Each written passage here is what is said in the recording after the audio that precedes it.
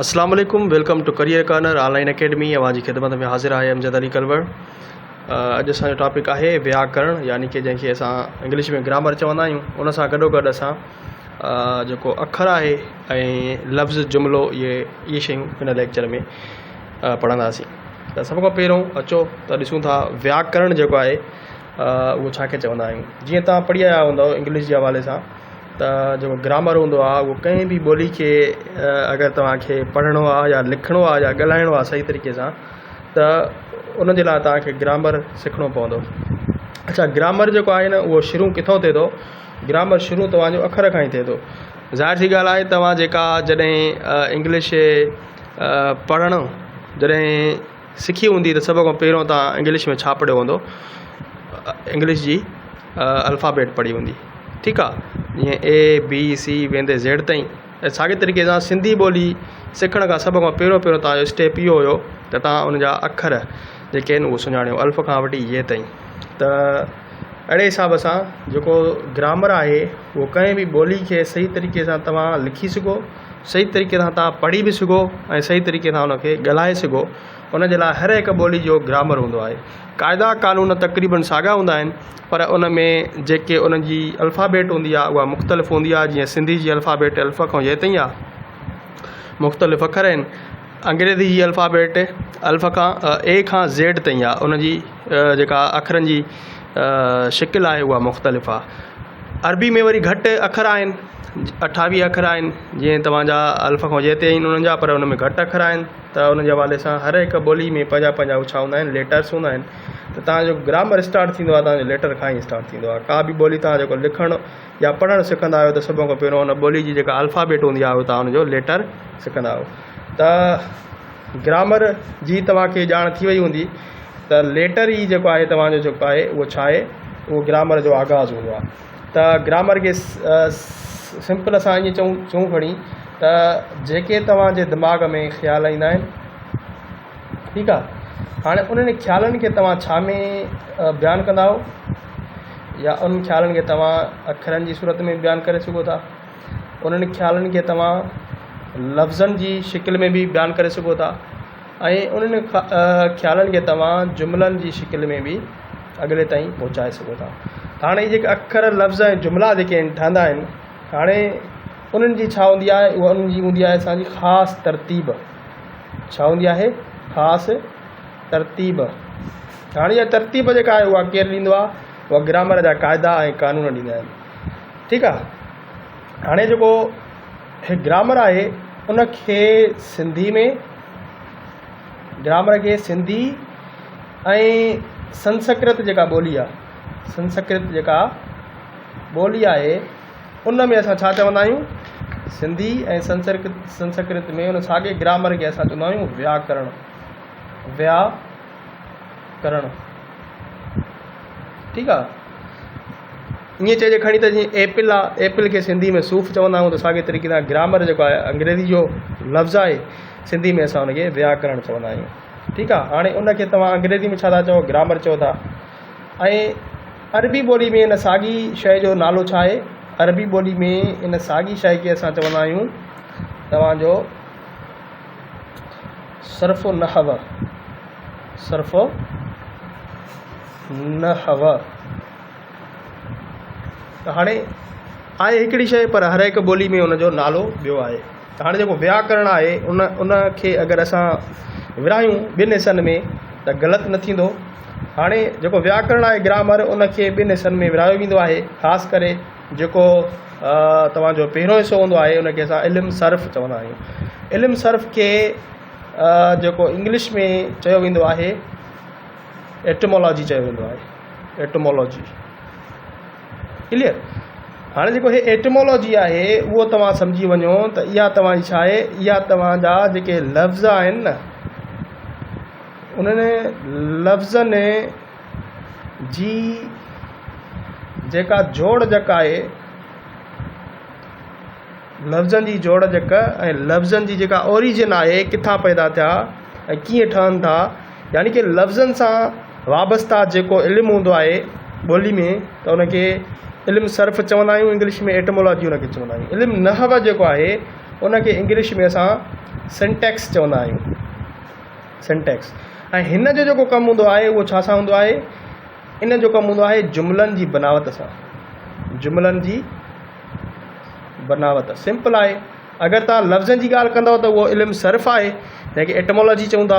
अगरि तव्हां जुमलनि जी ॻाल्हि कंदव त उनखे असां इल्मु नहव चवंदासीं, जंहिंखे सिंटैक्स इंग्लिश में चवंदा आहियूं। सिंपल आहे, एॾो ॾुखियो न आहे।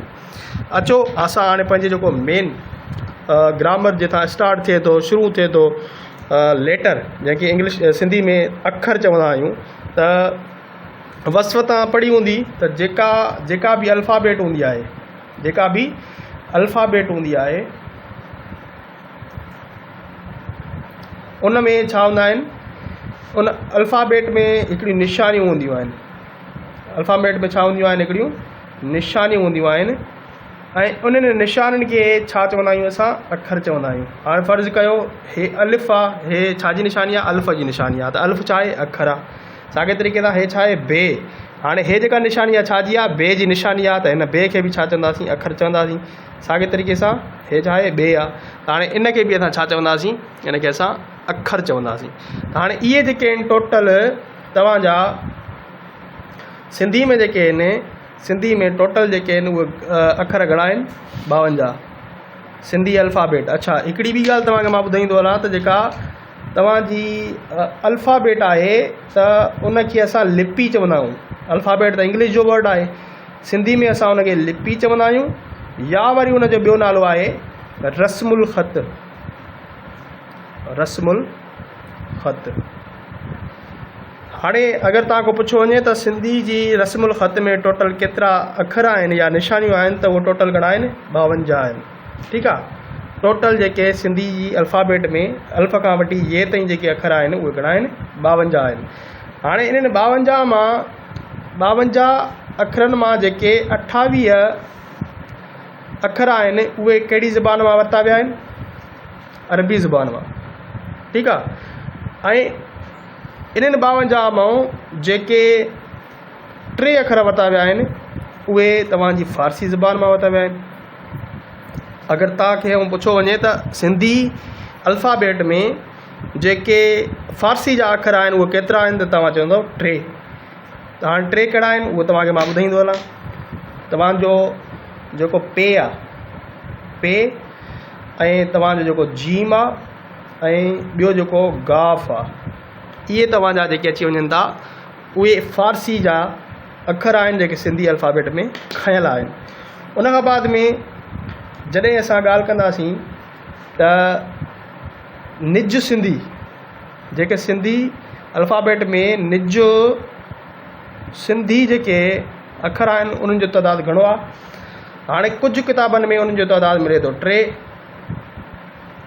कुझु किताबनि में उन्हनि जो तइदादु मिले थो 4, ऐं कुझु में वरी उन्हनि जो तइदादु मिले थो 5। ठीकु आहे। पर मां तव्हांखे हिते ॿुधायां त उहे कहिड़ा आहिनि। 3 मेन जेके आहिनि उहे त तव्हांखे मां ॿुधाए छॾियां कहिड़ा आहिनि, जेके ख़ासि करे ॿी ॿोली वारा माण्हू इहे उचारे न सघंदा आहिनि। अगरि उर्दू स्पीकिंग हूंदो या पठान हूंदो, उनखे अगरि तव्हां ॾिसंदव न त उहो हिननि अखरनि जी जेका आहे न प्रोनाउंसिएशन जेका आहे या उचार जेको आहे उहो न कढी सघंदो आहे। जेको ॿे आहे, ॿे बकरी, ठीकु आहे, जीअं जे आहे, जे जिब, या ॾाल आहे, ॾाल ॾेॾर। हाणे ॾेॾर चवंदा आहिनि, उर्दू जेके स्पीकिंग हूंदा उनखे ॾेॾर चवंदा, ॾेॾर सिंधी में न पढ़ी सघंदा ख़ासि करे। त हाणे हे 3 जेके आहिनि उहे कुझु किताबनि में मिलनि था। बाक़ी 2 अखरनि ते कच पक आहे। हिकिड़ो तव्हांजो ञे आहे ऐं ॿियो तव्हांजो ङे आहे। ञे जंज जेका थींदी आहे, ङे सिंग जेके थींदा आहिनि। ठीकु आहे। त हाणे इहे जेके आहिनि तव्हांजा छा आहिनि? सिंधी निज अखर आहिनि जेके सिंधी रस्मुल ख़त में यानी कि सिंधी अल्फ़ाबेट में टोटल 52 अखरनि मां हे निज सिंधी आहिनि। उन खां बाद में जेके तव्हांजा बक़ाया ॿोली आहे उहा तव्हांजी संस्कृत ॿोली मां बक़ाया जेके अखर आहिनि उहे खयल आहिनि। हे तव्हांजो थी वियो अखर जे हवाले सां। हे तव्हांजो छा थी वियो? अखर जे हवाले सां थी वियो। त हाणे हिननि अखरनि में अगरि असां ॻाल्हि कयूं जेके टोटल अखर टोटल जेके आहिनि अखर जंहिंखे असां चऊं था टुबके वारा, जंहिंखे टुबका आहिनि, यानी कि अल्फ़ त ख़ाली आहे, हिनखे को टुबको न आहे, नुक़्तो न आहे, कंहिंखे ॿिए खे हिकु नुक़्तो आहे, ॿिए खे ॿ नुक़्ता आहिनि। टोटल जेके आहिनि जेके नुक़्ता आहिनि, नुक़्ता उहे 72 नुक़्ता आहिनि। सिंधी अल्फ़ाबेट में टोटल नुक़्ता अगरि ॻणियूं न, उहे घणा आहिनि? 72 नुक़्ता आहिनि, यानी कि टुबका जंहिंखे चऊं खणी। ठीकु आहे, हाणे 72 टुबकनि मां अगरि असां ॻाल्हि कयूं, उहे अखर जंहिंखे हेठां टुबका आहिनि, जंहिंखे हेठी साइड खां छा आहिनि टुबका आहिनि, त उन्हनि जो तइदादु घणो आहे? हेठी साइड जे उन्हनि जो तइदादु आहे 14। ऐं उहे अखर जंहिंखे इहे टुबका छा आहिनि मथां आहिनि, मथी साइड खां आहिनि, उन्हनि जो तइदादु घणो आहे? 20। हाणे 14 ऐं 20 जेको टोटल थियो, यानी कि टोटल 34 तव्हांजा अखर अहिड़ा आहिनि सिंधी अल्फ़ाबेट में जंहिंखे नुक़्ता आहिनि। बक़ाया ॿिया जेके आहिनि तव्हांजा बग़ैर नुक़्तनि वारा अखर अची वञनि था। ठीकु आहे, हाणे बग़ैर नुक़्तनि वारा कहिड़ा थींदा? जीअं अल्फ़ थी वियो, वाह थी वई, ठीकु आहे, है थी वई, इहे सॼा जेके आहिनि छा आहिनि? बग़ैर नुक़्ता आहिनि, के नुक़्ता न आहिनि हूंदा। ॿी तव्हांखे इम्पोर्टेंट ॻाल्हि मां इहा ॿुधायां त उहे अखर जंहिंखे नुक़्ता हूंदा आहिनि, उहे अखर जंहिंखे नुक़्ता हूंदा आहिनि, उनखे असां मनक़ूत चवंदा आहियूं। मनक़ूत, ठीकु आहे, मनक़ूत कंहिंखे चवंदासीं? जंहिंखे नुक़्ता हुजनि, जंहिंखे नुक़्ता या वरी टुबका बि असां चवंदा आहियूं। ठीकु आहे, टुबका हुजनि, उनखे उन लफ़्ज़नि जो नालो छा हूंदो आहे? अखरनि जो नालो छा हूंदो आहे? मनक़ूत, यानी कि ॿिए खे नुक़्तो आहे त इहो मनक़ूत अखर आहे। ऐं जंहिंखे नुक़्ता न आहिनि हूंदा, उनखे असां चवंदा आहियूं गैर मनक़ूत। गैर मनक़ूत जेके बग़ैर नुक़्तनि जे अखर हूंदा आहिनि या बग़ैर टुबकनि जे अखर हूंदा आहिनि, उनखे असां गैर मनक़ूत चवंदा आहियूं। ठीकु आहे, त हाणे जेके बग़ैर टुबकनि जे अखर आहिनि, उन्हनि जो तइदादु घणो थियो? तव्हांजा 34 थी विया। बाक़ी तव्हांजा 18 जेके आहिनि उहे बचा वञी गैर मनक़ूत, जंहिंखे नुक़्ता न आहिनि हूंदा। ठीकु आहे, त हाणे इहो तव्हांजो थी वियो अखर ऐं उन्हनि जा जेके आहिनि उन जी जोड़जक। ऐं उन खां अलावा अखरनि में ॿी शइ असां पढ़ूं था, अखर में असां ॿी शइ पढ़ूं था इहा, त हिकिड़ा हूंदा आहिनि तव्हांजा हूंदा आहिनि हर्फ़ इल्लत। हर्फ़ इल्लत, ठीकु आहे, हाणे हर्फ़ इल्लत खे असां चवंदा आहियूं इंग्लिश में वाविल। हर्फ़ इल्लत खे इंग्लिश में छा चवंदा आहियूं? वाविल।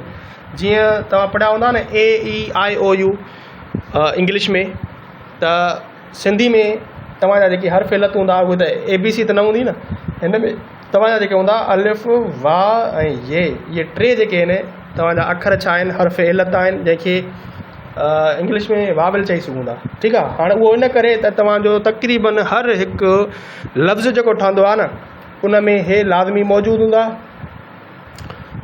घणे भाङे। ठीकु आहे, कुझु एक्सेप्शन्स आहिनि। बाक़ी ॿी ॻाल्हि इहा त तव्हां हिननि मां मुख़्तलिफ़ आवाज़ बि ठाहे सघो था। कीअं? हाणे ॾिसो, बे सां गॾु अल्फ़ मिलाईंदव त इहो थी वेंदो बे अल्फ़ बा, बे सां गॾु वाह मिलाईंदव त थी वेंदो बे वाह बो, बे सां गॾु ये मिलाईंदव हे थी वेंदो बे ये बे। ठीकु आहे, त हाणे हिन मां छा थो थिए? ॿिया आवाज़ ठहंदा आहिनि, त इन करे हिननि खे अगरि ॿिए कंहिं अखर सां तव्हां मिलायो था त छा थींदो? आवाज़ ठहंदा आहिनि मुख़्तलिफ़। त हाणे हे तव्हांखे मां एग्ज़ाम्पल ॾेई छॾियो। हाणे टोटल जेके आहिनि तक़रीबन मुंहिंजे ख़्याल में 9 आवाज़ आहिनि जेके ठहंदा आहिनि।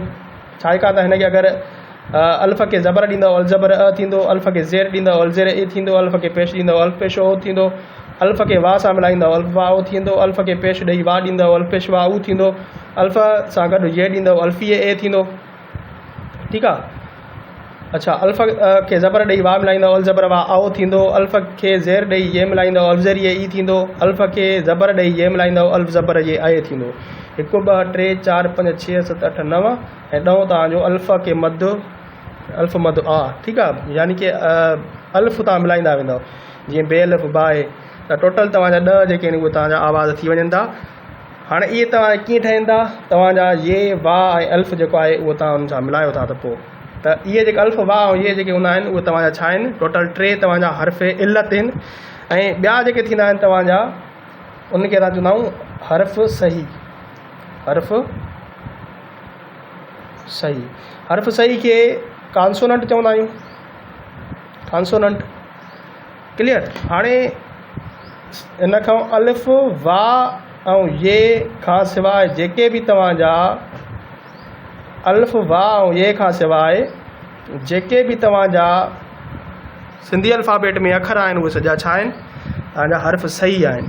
बाक़ी अल्फ़ वाह ऐं ये जेके 3 तव्हांजा आहिनि उहे तव्हांजा छा आहिनि, इहे तव्हांजा हर्फ़ इल्लत सॼा वेंदा आहिनि। क्लियर। उन खां बाद में असां लफ़्ज़ जेको आहे उहो पढ़ंदासीं। हाणे लफ़्ज़ में ख़ासि करे जेको आहे उहो जेका आम वस्फ़ ॿुधाई वेंदी आहे त 2 या 2 खां वधीक जॾहिं अखर पाण में मिलनि था, जीअं फ़र्ज़ु कयो हे अल्फ़ आहे ऐं खे आहे, इन्हनि 2 अखरनि खे पाण में मिलाईंदा त अखि थी वियो। ठीकु आहे। हे काफ़ आहे ऐं हे नून आहे, पाण खे मिलाईंदासीं हिन में त छा थी वियो, कन थी वियो। त लफ़्ज़ जेको आहे उहो तव्हांजो छा हूंदो आहे, ख़ासि करे अखरनि जो मेड़ हूंदो आहे जंहिंमां पूरो मतिलबु निकिरे, जंहिंमां तव्हांजो पूरो मतिलबु या तव्हांजी माना निकिरे, त उनखे असां लफ़्ज़ चवंदा आहियूं। पर जॾहिं तव्हां ॻाल्हि कयो था जेको बे आहे न, बे उहो बि तव्हांजो छा आहे, हिकिड़ो लफ़्ज़ आहे। ठीकु आहे। ऐं जेको आहे उहो तव्हांजो छा आहे, लफ़्ज़ आहे। में जेको आहे लफ़्ज़ तौरु इस्तेमालु थींदो आहे। त हाणे इनखे तव्हां छा कंदव, एक्सेप्शन हिते आहे इहा, त अगरि तव्हां वटि ऑप्शन अची वञनि था त जेको लफ़्ज़ में घटि घणा अखर हूंदा आहिनि, उते अगरि ऑप्शन अचे थो 1 त तव्हां उनखे टिक कंदव। ठीकु आहे। उते ऑप्शन अचे थो 1 त तव्हां उनखे टिक कंदव। अगरि 1 जो ऑप्शन न आहे त 2 जो ऑप्शन आहे त तव्हां 2 टिक कंदव। ठीकु आहे। अगरि 2 ऐं 1 इन्हनि में हिकिड़ो ऑप्शन हूंदो तव्हां 1 खे टिक कंदव। ठीकु आहे।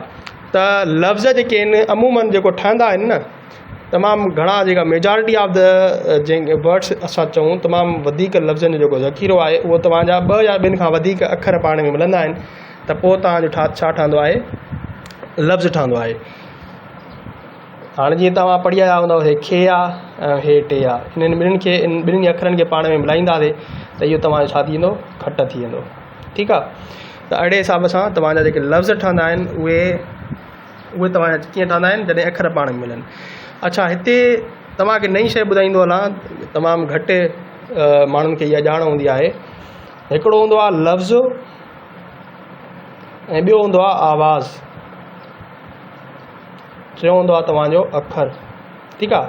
हे जेको तव्हां लफ़्ज़ ठाहियो था, को बि लफ़्ज़ आहे न, उन में लाज़मी न आहे त जेतिरा उन में अखर हुजनि त उन में ओतिरा ई आवाज़ हुजनि। आवाज़ घटि थी सघनि था, अखर तव्हांजा वधीक थी सघनि था। कीअं? हाणे ॾिसो, हे तव्हांजो लिखियलु आहे बाबो। छा लिखियलु आहे? बाबो। हाणे बाबो में जेके अखर आहिनि उहे घणा आहिनि? 4 आहिनि। हिकिड़ो तव्हांजो बे, ॿियो तव्हांजो अल्फ़, वरी ॿियो तव्हांजो बे ऐं चौथो तव्हांजो वाह। हाणे 4 अखर पाण में मिली करे हिकिड़ो लफ़्ज़ ठहे थो। लफ़्ज़ घणा आहिनि हिते? लफ़्ज़ अगरि ॻाल्हि कयूं त लफ़्ज़ हिते तव्हांजा आहिनि, हिकु लफ़्ज़ आहे। ठीकु आहे। हाणे हिन में आवाज़ घणा आहिनि? आवाज़ तव्हांजा आहिनि 2। हिकु आहे बा, ॿियो बो। 2 आवाज़ निकिरनि था न, बा बो। त हाणे आवाज़ हिते हिन में घणा आहिनि? 2। ऐं हिन में अखर घणा आहिनि? हिन में अखर तव्हांजा आहिनि 4, बे अल्फ़ बे वाह। त हाणे लाज़मी न आहे त जेको तव्हांजो लफ़्ज़ ठहे थो त उन में जेतिरा अखर हुजनि त आवाज़ ओतिरा हुजनि। आवाज़ अमूमन घटि हूंदा आहिनि। जीअं तव्हांजो हे जजी जेको आहे उहा छा आहे? जीअं जजो असां चवंदा आहियूं का तमामु घणो मिक़दार जंहिंजो हुजे, त हाणे हे जजी यानी कि जजी मानी जंहिंखे चऊं खणी, त यानी कि तमामु घणो जेका आहे मानी हुजे त हुनखे असां जजी मानी चवंदासीं। हाणे जजी में तव्हां खां पुछा कई वञे त इन में केतिरा अखर आहिनि ऐं केतिरा आवाज़ आहिनि, केतिरा लफ़्ज़ आहिनि। त लफ़्ज़ त हिकिड़ो ई आहे, ठीकु आहे। जजी में लफ़्ज़ घणा आहिनि? लफ़्ज़ तव्हांजो साॻियो हिकिड़ो ई आहे। ऐं हिन में आवाज़ घणा आहिनि? ॿ आहिनि, हिकु झ ॿियो जी। झ जी आवाज़ साॻिया हिन में घणा आहिनि? ॿ आहिनि। अखर घणा आहिनि हिन में? हाणे हे तव्हांजो जी मो हे न आहे, इहो तव्हांजी झे झिरकी आहे। हे झे जेको तव्हां पढ़ी आया आहियो, हे तव्हांजी छा आहे? झे आहे। ॿी बि तव्हांजी छा आहे? झे आहे। ॿ झे आहिनि हिते, हिकु हे जे, ॿी हे जे, ऐं टी जेका आहे तव्हांजी छा आहे? ये आहे। टोटल हिन में अखर घणा आहिनि? 3 अखर आहिनि। त इन में तव्हां कन्फ्यूज़ न थी वञो त जेके आवाज़ आहिनि ऐं अखर आहिनि उहे डिफरेंट थी सघनि था। साॻे तरीक़े सां अगरि तव्हांखे लफ़्ज़ अची वञे थो घोड़ो, घोड़ो, हाणे घोड़ो में बि आवाज़ घणा आहिनि? घोड़ो में तव्हांजा लफ़्ज़ जेको आहे ज़ाहिर सी ॻाल्हि आहे छा आहे? हिकिड़ो आहे। घोड़ो 2 आवाज़ आहिनि, हिन में आवाज़ घणा आहिनि? 2 आवाज़ आहिनि। हिन में अखर घणा आहिनि? हिकु तव्हांजो घे आहे, ॿियो तव्हांजो वाह, टियों ॾे, चोथों वाह, यानी कि हिन में तव्हांजा टोटल 4 घणा? 4 तव्हांजा जेके इन अखर थी विया। हे तव्हांजो घे आहे, ओ हे घे, हे घे तव्हांजो घोड़ो हूंदो आहे। ऐं हे जेको हूंदो आहे हे गाफ़ हूंदो आहे। गाफ़ ऐं घे में फ़र्क़ु हूंदो आहे। क्लियर? हे तव्हांजो थी वियो आवाज़ ऐं अखर जे हवाले सां फ़र्क़ु जेको आहे उहो तव्हांजो क्लियर थी वियो हूंदो। उन खां बाद में असां पढ़ंदासीं जुमिले जे बारे में। जुमिलो सिंपल आहे। जुमिलो तव्हांजो जॾहिं लफ़्ज़ जेके आहिनि तव्हांजा लफ़्ज़नि जो उहो मेड़ जंहिंमो छा निकिरे? मतिलबु निकिरे। मतिलबु या वरी तव्हांजी माना निकिरे, सुठी पूरी माना निकिरे, त उनखे असां चवंदासीं त इहो छा आहे? जुमिलो आहे। हिन में तव्हांजा एक्सेप्शनल केस आहिनि। हिन में जुमिले में हिकु लफ़्ज़ बि थी सघे थो। जुमिले में हिकु लफ़्ज़ बि थी सघे थो। उहो कीअं? हाणे ॾिसो, अगरि कंहिंखे तव्हां सॾु कंदा हो, चवंदा हो अचो, अलज़बर अचे पेश अचो, अचो, त पोइ इहो छा थी वियो? हिकिड़ो जुमिलो थी वियो। ऐं अगरि तव्हां कंहिंखे चओ था वेह, वाह ये वे, हे पेशो हो वे, हा वेह छा थी वियो? हिकिड़ो जुमिलो थी वियो। वञो, त इहे छा आहिनि? तव्हांजो हिकिड़े लफ़्ज़ में बि तव्हांजो हिकिड़े जुमिले जी माना निकिरे थी न, त तव्हां ईअं चई सघो था त जेको जुमिलो हूंदो आहे उहो घटि में घटि हिकु लफ़्ज़ ते मुश्तमिल थी सघे थो। ठीकु आहे। बाक़ी अमूमन जेके जुमिला हूंदा आहिनि उन में 2 या 2 खां वधीक जेके लफ़्ज़ हूंदा आहिनि। तमामु वधीक जुमिलनि जो जेको क़िस्म हूंदो आहे उन में 2 या 2 खां वधीक छा हूंदा आहिनि? उहे लफ़्ज़ हूंदा आहिनि। जीअं हे लफ़्ज़ आहे हू, हे लफ़्ज़ आहे अचे, हे लफ़्ज़ आहे थो। हाणे 3 लफ़्ज़ पाण में मिलिया, छा थी वियो? हिकिड़ो जुमिलो ठही वियो, हू अचे थो, हू अचे थो। क्लियर? हाणे इन ते वधीक एतिरो ॻाल्हाइण जी ज़रूरत न आहे, सिंपल आहे। जॾहिं लफ़्ज़ पाण में मिलंदा त छा ठहंदो? हिकिड़ो जुमिलो ठहंदो। जुमिला खोड़ आहिनि। जीअं तव्हां पंहिंजो नालो ॿुधाईंदा हो, मुंहिंजो नालो अहमद आहे ऐं मां होटकी शहर जो रहाकू आहियां, मुंहिंजी तालीम ग्रेजुएशन आहे, वग़ैरह वग़ैरह। जेके बि तव्हां आम ज़िंदगी में जेके लफ़्ज़ तव्हां पंहिंजा इस्तेमालु कयो था, जुमिला इस्तेमालु कयो था, उहे तव्हांजा लफ़्ज़नि जो ई मेड़ हूंदा आहिनि। उमेद कयां थो तव्हांखे हिन लेक्चर मां तमामु घणो फ़ाइदो हासिलु थियो हूंदो। मिलूं था नेक्स्ट वीडियो लेक्चर में। तेसीं ताईं अल्लाह हाफ़िज़।